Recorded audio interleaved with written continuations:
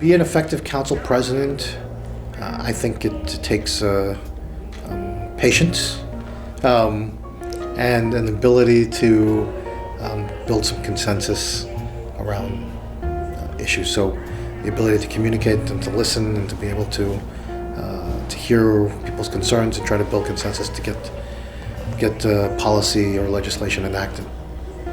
For too long, kind of Jersey City has had a reputation, unfortunately, of maybe not being the most reputable, and so it's up to us as elected officials to kind of on a daily basis make sure that we're restoring people's trust in government. 10Z3 with regard to Liberty State Park, the governor's insistence on adding this amendment to the legislation is just terrible to the people of Jersey City and to all people throughout the state of New Jersey who appreciate and value open space and public open space. I want you to know that we're going to stand with you in any efforts to privatize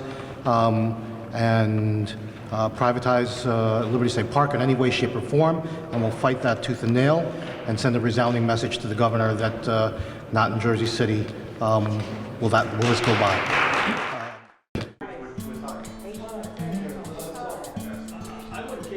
I think as city council president, I've tried to incorporate some consistency in our process, and true to what the team full up administration put out there is that we made a commitment to being more transparent and to be more responsive to communities' needs and interests and whenever they communicate with us, and to communicate more regularly. So we've tried to be more public with our process, and there are a couple initiatives that really proud to have been a part of, and particularly working with the mayor.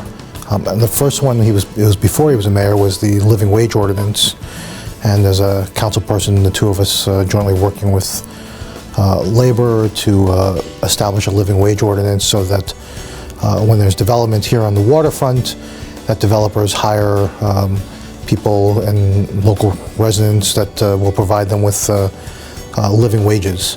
And then the second one, which more recently was the earned sick days, which has been an extraordinary, great piece of legislation that's a model throughout the nation and throughout the state of New Jersey.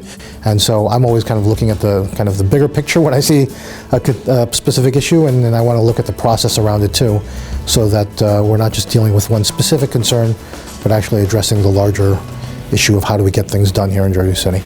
The gentleman, the elected official who's going to lead us tonight, hopefully to victory inside, and that's Council President Lavarro. Thank you. Thank you.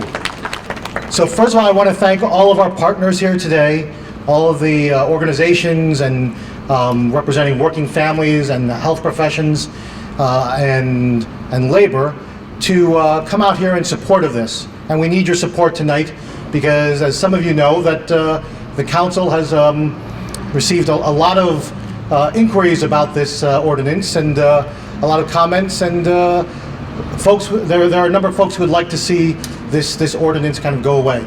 So I want you to know that it's an honor and a privilege to stand side by side with you today and tonight, and we intend to stand with you tonight in seeing that we pass earned sick days at this council meeting. And with every word that you utter today in tonight's council meeting, you will strengthen our resolve on the City Council and of my colleagues in the Council to ensure that tonight that we make history and pass earned sick days. So let's go do it tonight. Thank you all.